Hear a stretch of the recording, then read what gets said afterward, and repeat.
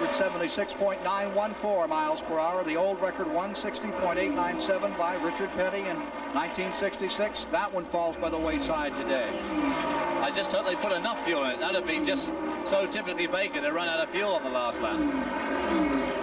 Which God forbid will happen, but he is absolutely winding away from Bobby Allison at a tremendous rate. 10 laps to go next time by. 10 laps to go next time by. There have been 27 lead changes among 7 competitors thus far in the race. Lapping Elliott, number 9 car. The leader, Baker. We're checking the interval for you between the first and second place cars. There we see on the scoreboard the tragic news that Dale Earnhardt is down a lap. What a shame for such a fine drive. There's Bobby Allison sprinting down the back straight. David, the tire that Earnhardt put on was out of balance. That was the problem that brought him back. It took them a long time to put it on, and then, of course, they just had the luck to choose a bad one.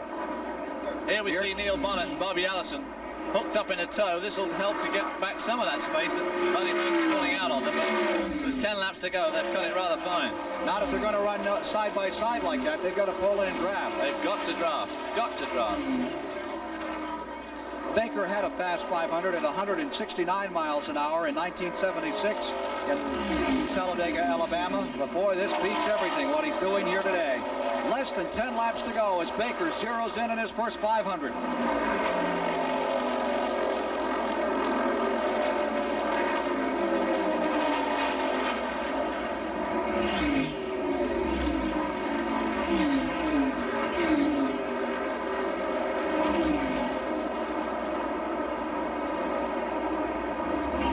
27 and 44 are together battling for 5th position. How far ahead is Baker? Can we get an interval? 13 seconds. And he's going up at about a second a lap. Can you put a clock on him when it comes to line? Let the others come in.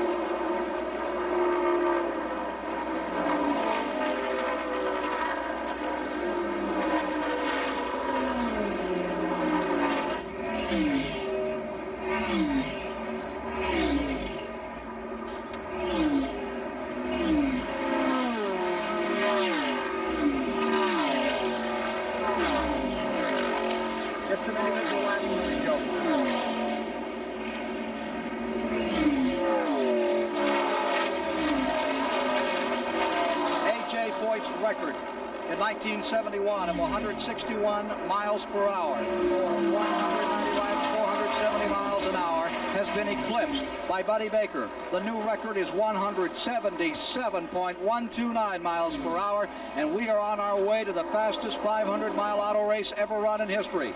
Baker is coming down with a 13-second advantage into the tri-oval, about to lap Dave Marcus. Meanwhile, you see the cars in second and third, Bobby Allison and Neil Bonnet, as they come out of turn number 4.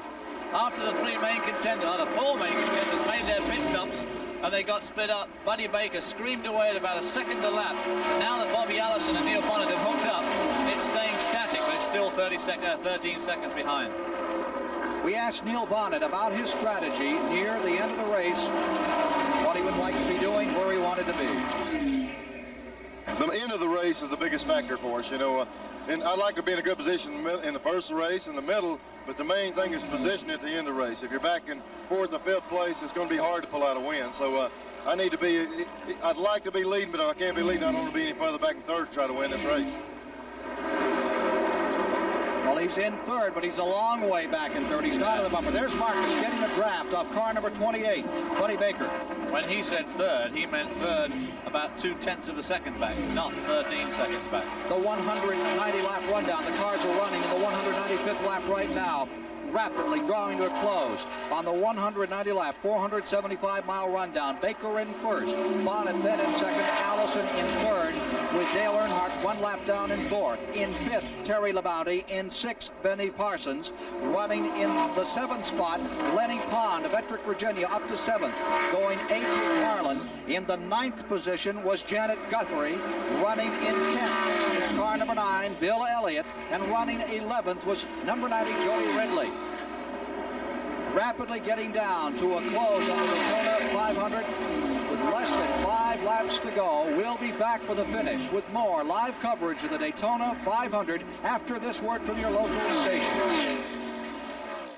No real set place to be. If you run in slower traffic, the lead car's got an advantage because he's the one that can go through the holes that are available.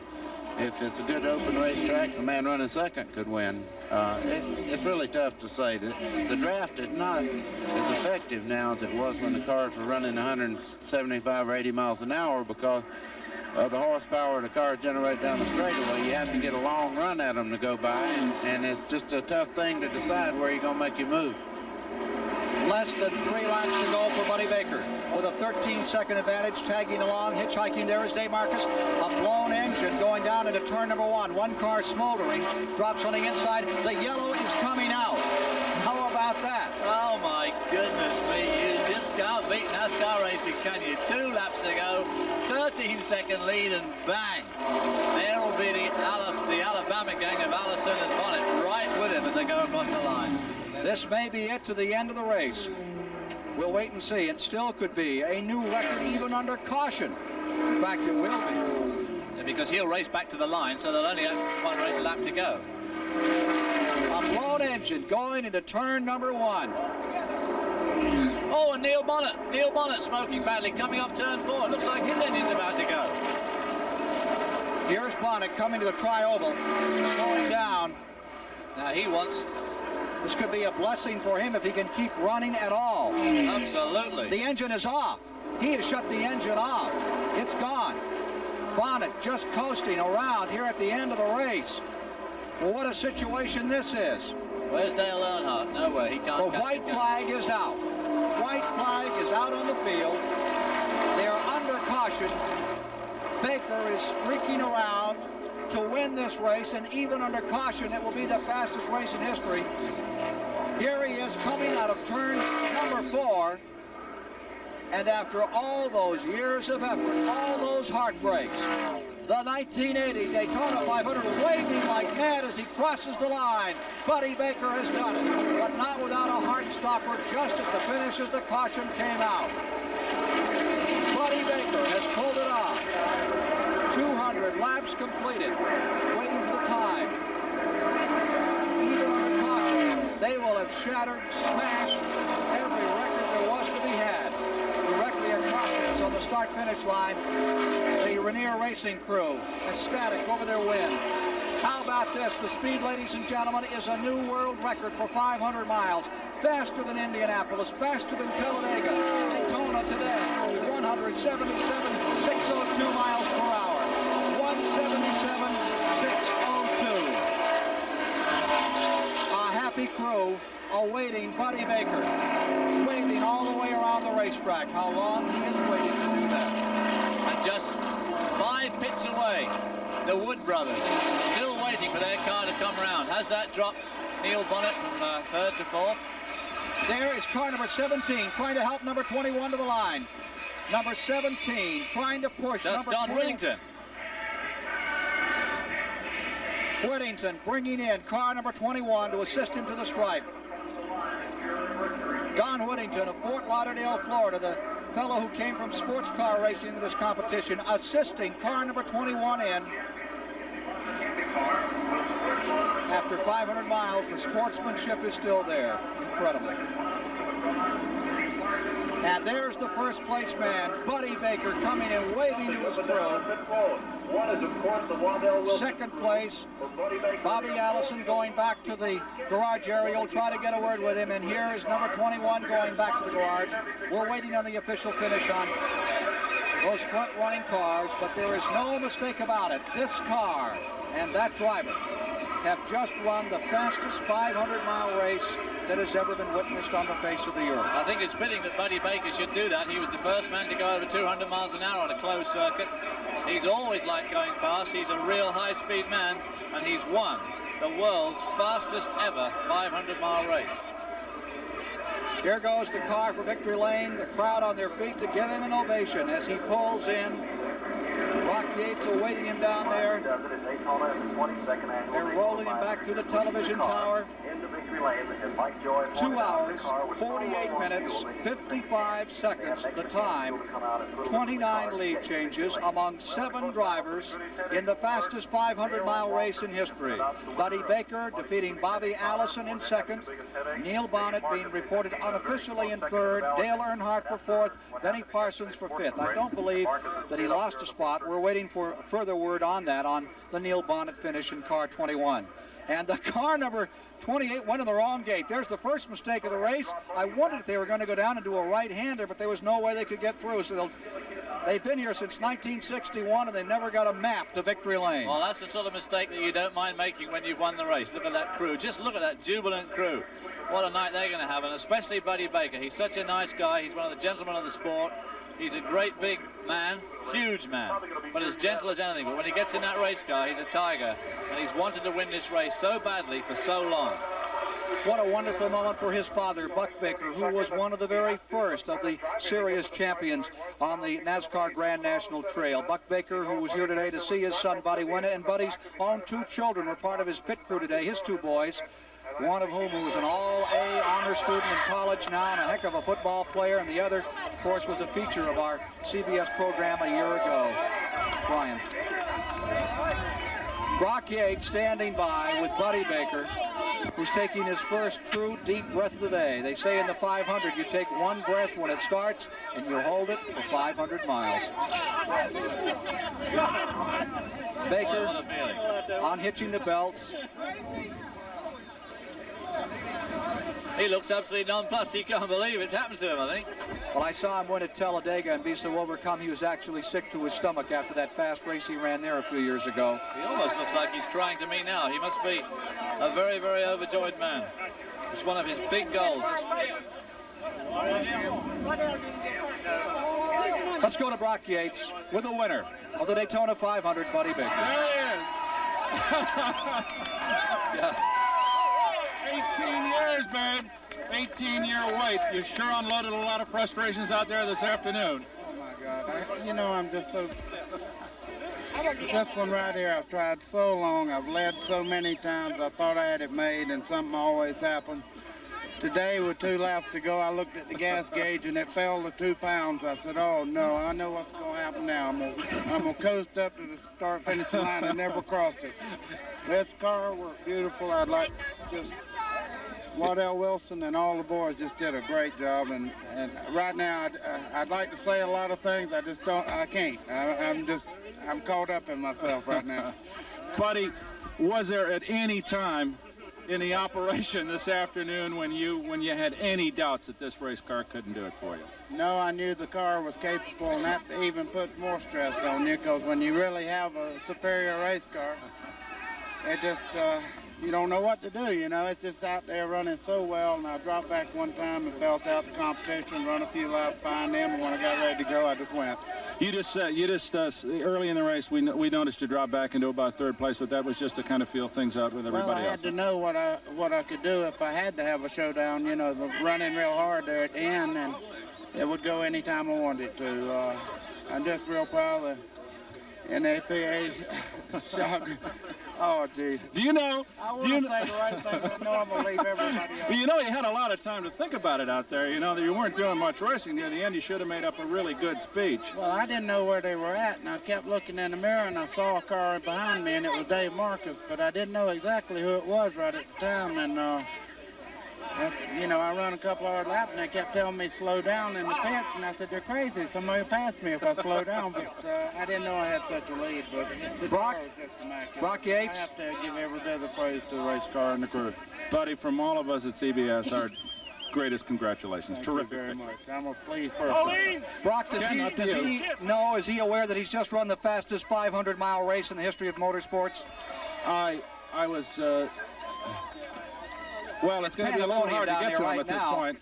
And already they've grabbed him and taken him in another direction. Buddy, do you know that was the fastest 500 ever run?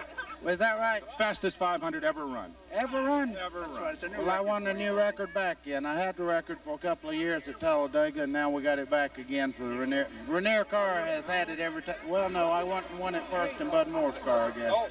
But I tell you, if I could drive a race car like that, I'd run every day if I could get one prepared like that. Buddy, were your fingers crossed like everyone else's were about fuel? So the interviews continue down in victory lane with the winner, Buddy Baker. Buddy Baker has just become the 4th man in the history of the Daytona 500 to win the race from the pole. The last man to do that was in 1968, Cale Yarborough. Prior to that, Richard Petty did it once, and the Leyden giant Fireball Roberts also pulled that off. But it was Buddy Baker's day from top to finish. He completed 143 laps in the lead. He led on 8 different occasions. Just a masterful and complete domination of this 500, the fastest 500 in history. Brock Yates is standing by with the man who put the car together. Ken, the man beside me is Waddell Wilson, who built the engine and much of the automobile that Buddy Baker drove to victory here today. He's a man that has been able to build cars that have stood up under that gentle giant's foot for a couple of years now, but last year a very frustrating end to this race. Now victory. What are your feelings? Well, it's really great to stand here in Victory Circle. You know, Buddy he just drove a fantastic race. I'd like to thank Harry Renier for putting all this together, but most of all, I'd like to thank God for guiding us through this race today. I'd like to thank all the crew, all the people that helped with the sponsorship, you know, with, well, we got the Regal Ride Shocks, and we have Comfort Coach that's helping us right now. This is our first race with us, and I hope they stay with us from now on. And we also have all the people that have the decals on the car. That's too many to name. You need them. Yeah. Waddell, tell me something. You talked to Buddy all the way through the race on your two-way radio. Did you have any times that he communicated to you any frustrations or any problems that he thought were developing that gave you a little bit of a fright? Well, no. The only thing he said was the first part of the race, he said it was pushing just a little. But we knew the racetrack would get slick as it went on, which it did. And then later in the race, we could take the tires off, and it was even tire wear. So the car neutralized, and everything worked well from then on. Good. Our congratulations again. Ken, up to you. Waddell Wilson is a very interesting fellow. He's been around for years. He was originally with Holman Moody, then with Junior Johnson. He not only put the car together, but he is a master engine builder, and that engine that ran that hard to set a new world 500-mile record was put together by Waddell Wilson. Well, they did absolutely everything right, of course, because the key to their victory really was in the last pit stop when they decided to just put fuel in. They did not change tires, and they only put a little bit of fuel in. They had a tremendously quick pit stop, which of course won the pit stop competition as well. So they had a great day all round. We would remind our stations along the line that we'll be going to that game this afternoon between the Seattle Supersonics and the Boston Celtics a tad early, because this race ran off at such a record clip. And one of the men who was in the hunt right to the finish is standing by with Ned Jarrett. Bobby Allison from Hueytown, Alabama, coming home in second place. Were you pleased, Bobby? Well, Ned, I was pleased with second. Buddy really had everybody covered today, it looked like, and we could draft and hang on, you know, and the crew put me out several times in the lead, but the Oldsmobiles could run me down and get by, especially Baker, and, you know, they just were really strong all day, and we're real happy that the car stayed as strong as it did all day. You know, Bud Moore and the whole Warner Hodgson crew did a tremendous job for us, and, you know, second ain't all that bad. It ain't a win, but it ain't all that bad, and, you know, we can go on from here, and we got a lot of racing this season, and we just hope that the Warner Hodgson Mike Kerb car keeps on going like it's going. Bobby, your crew chose to change tires on the last pit stop. Buddy Baker didn't. Of course, that put you out of the draft with him. Had you been right there on his bumper on the last lap, of course, the caution, the race ended under the caution, but could you have drafted past him? Well, all day long, it seemed like I couldn't even get my nose outside of him. I could draft by those other Oldsmobiles, but he just seemed to have tremendous speed on the straightaway, and the only place I could catch up was in the corners on him. So I'd have tried, but I think it might have been a pretty difficult situation. Okay, so he says second place is not too bad, and I'd say so, Ken. A pretty good payday for Bobby Allison. Indeed, a heck of a payday for everyone out here today, with $660,000 divvied up among these stars who have raced 500 miles to set a new record. A record that's going to stand for some time, I would think, David. Well, the last one stood for over 10 years, and there's no reason why this one shouldn't stand for a long time. 177 miles is a heck of a clip for 500 miles. We'll be back with more in a moment. The old record for the Daytona 500 belonged to A.J. Foyt back in 1971. He averaged 161 miles per hour for this little jaunt, and today, Buddy Baker has averaged 177 miles per hour to set the record, which I'm sure is going to hang on here for a long, long time. You don't see that many races with that few cautions. Meanwhile, Ned Jarrett has the kid that raced to third place, Neil Bonnet. Neil, we've seen a lot of smoke come from your car right at the end of the race. What went wrong? Well, Ned, you know, our game plan from the start was just to hang on to the lead pack all day and try to wait to the very end of the race to see if we could pull the thing out. And, you know, Buddy got away from Bobby and myself, and I was trying my best to hang on to Bobby. And when I saw the caution, I knew we had to race back to the line, and I made a big sling out around Bobby, started gaining on him down the back straightaway, and all of a sudden it dropped the valve and just locked the motor up. I don't know what happened. It seemed to knock the whole inside of the engine out. Now, Neil, of course, you have been, it's been said that you are a protege of Bobby Allison. I know that you're very close friends. You come from the same town, Hueytown, Alabama. What were you thinking out there? You're just going to try to beat him and take that second place money away from him? Well, you know, that's a unique situation about our sport. Here's a guy that's helped me all through the years, and another way I had to repay him was try to turn him around and beat him, you know. But he's been so helpful through the years, and you know, I'm sure that if I hadn't tried to pass him, he'd wonder what I was doing out there racing a car like I'm doing. You had to have a little bit of help being pushed in there by Whittington. Yeah, you know, the race was over, and he just gave me a shove in the garage area. And, you know, I'm just glad for the Purelator team we could finish the race like that. And, Ned, I'd like to take the opportunity. My dad's been sick. My mother's down here. He didn't get a chance to come down. I'd like to tell him hi. Everybody always hollered, hi, Dad, on football. So, hi, Dad, I'm glad to see you. Okay, back to you, Ken. All right. Neil Bonnet, a name you're going to hear a great deal more from in time to come. We'll have some final thoughts on this Daytona 500 for you shortly as we get down to wrap up what has been the fastest automobile race in history, the 22nd Daytona 500. Buddy Baker, and he's still receiving the honors and the plaudits in victory lane. Back in a moment for the final thought. When things work right, they really work right, don't they? And they certainly worked right for Buddy Baker today. They took a bit of a gamble. Obviously, racing is a gamble. They took a gamble, didn't change the tires. Dale Earnhardt elected to change the tire. It went all wrong for him, and he dropped from right in the lead bunch to fourth place there. A very sad day for Dale Earnhardt, but a great day for Buddy Baker, who's been trying for 18 years to win this race. And when he won it, he won a good one, a tremendous record, and probably a record payout of over $75,000. Let's take a look at the standings in this event. Of course, Baker coming across first. Finishing in second place today was Bobby Allison. Then in third, number 21. Credit will go to the Wood Brothers car. In the fourth spot will be number 2, driven by Dale Earnhardt. In fifth, Benny Parsons. Riding in sixth was Terry LaBounty. Seventh was Donnie Allison. Eighth went to Lenny Pond.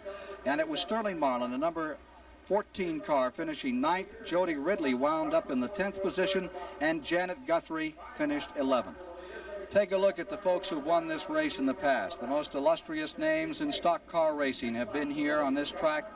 And when you go back to year number 1, 1959, there was a guy named Lee Petty. And you can add Junior Johnson himself in 1960. Marvin Panch came in here to do it in 61. Fireball Roberts, Tiny Lund, the late driver who replaced Marvin after he'd been in a crash earlier in the week back in 63. Lorenzen Petty. Mario Andretti came down here in 67. Drove a loosely set up Holman Moody car and scared everybody to death and pulled off a phenomenal victory. The Pettys have dominated this race, but as we get to the end of this one, for 1981, you can add a new name, a name that has tried to win this race from almost the very beginning. Since the third Daytona 500, Buddy Baker has been here, and today he has finally succeeded at one of his major goals in motorsport, to win the Daytona 500. For Brock Yates and Ned Jarrett, along with David Hobbs here in the control tower, I'm Ken Squire. Thank you for joining us for the 22nd running of the Daytona 500.